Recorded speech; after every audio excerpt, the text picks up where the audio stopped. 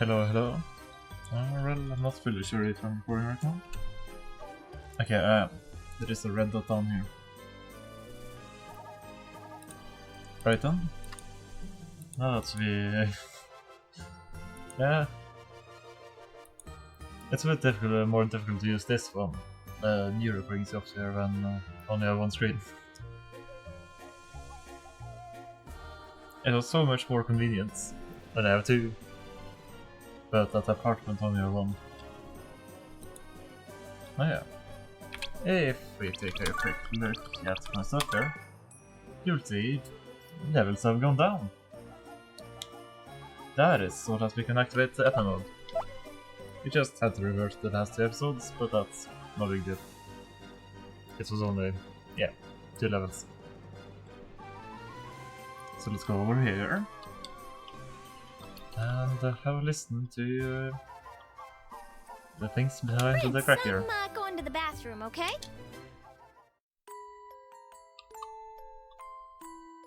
Okay, my memory. I guess that goes from top to bottom. Yeah, TheCelestialBeast is over there. Alright then. This is my secret chamber. Only I know how to get in here. This is where my most precious memories were locked away. That I remember, but I can't remember what they were. When I try to remember, my heart aches.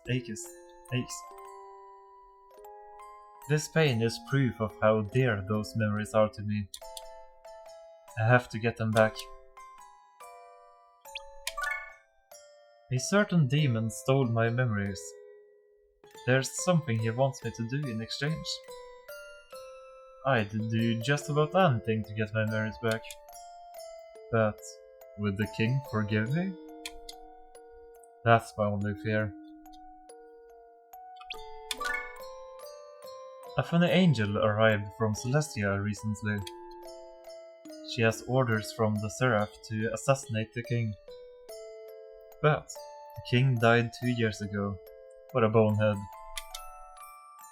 Anyway, if she gets in my way, I'll have to get rid of her.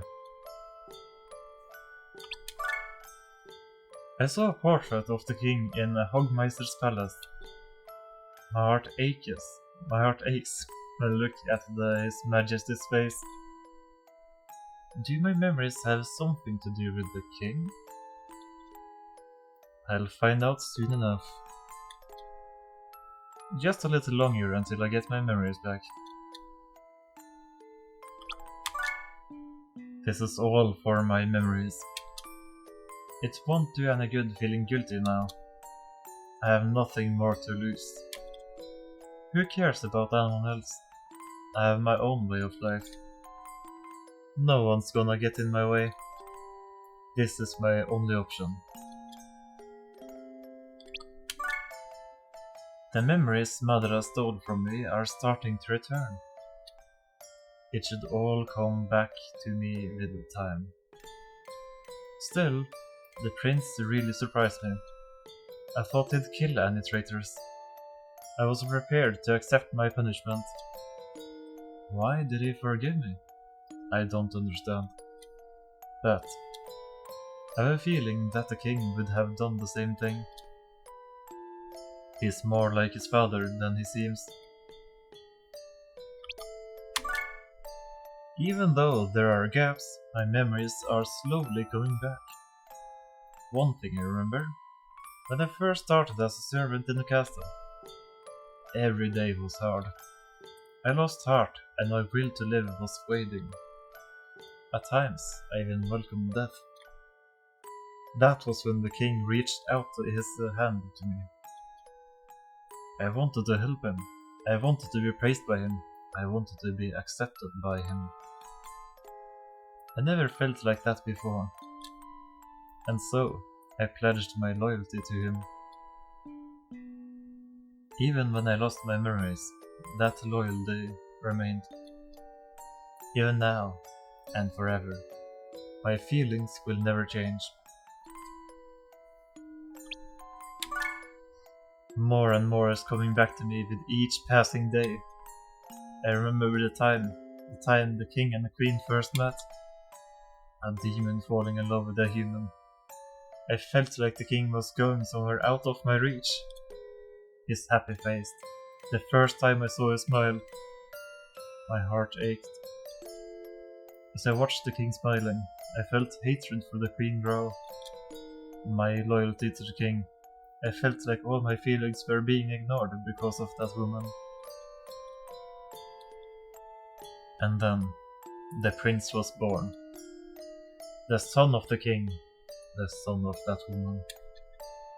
I was torn by opposing feelings back then. Things have started to change recently, but my feelings toward the queen ended before I could deal with them. All this time, that woman was among us as one of the princes. She just watched over the prince without saying a word. How could she stand it? I don't get it. She was always like that. She always filled my heart with discord. But my hatred from back then is gone. Has time erased it? Or... Another fragment of my memory returned. It's a memory of when the king died. Publicly, it was reported that the king died by choking on a black pretzel. But that's not the truth. I believed that story too, until my memory returned. The king's death was... That's right. The king left to halt an invasion from an alternate netherworld. When I came back, he had lost all of his power. I was willing to save him in exchange for my life. The way the queen saved the prince. But the king wouldn't allow it. He told me to live. Then I can't remember the rest. But I made an important promise. Something really important. I remember now.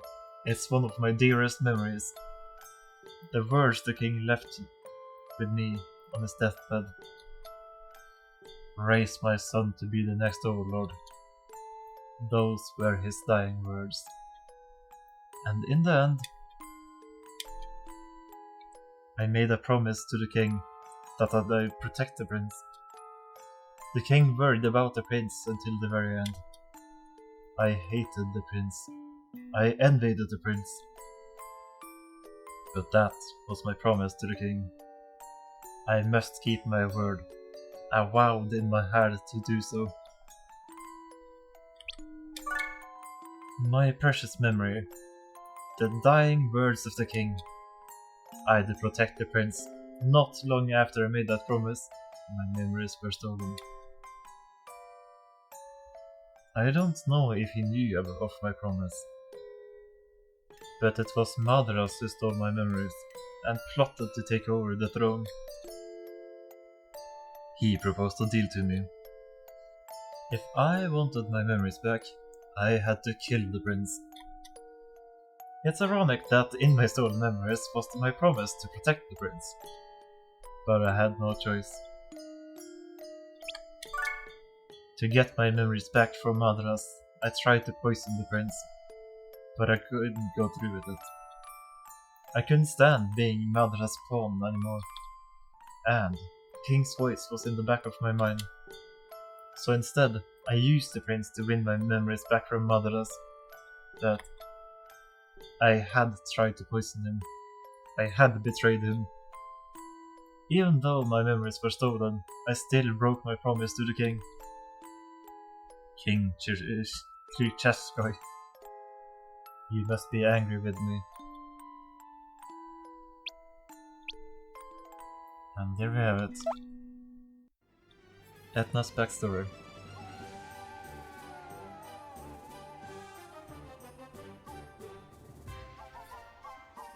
I think I'll leave that episode here then. The next episode,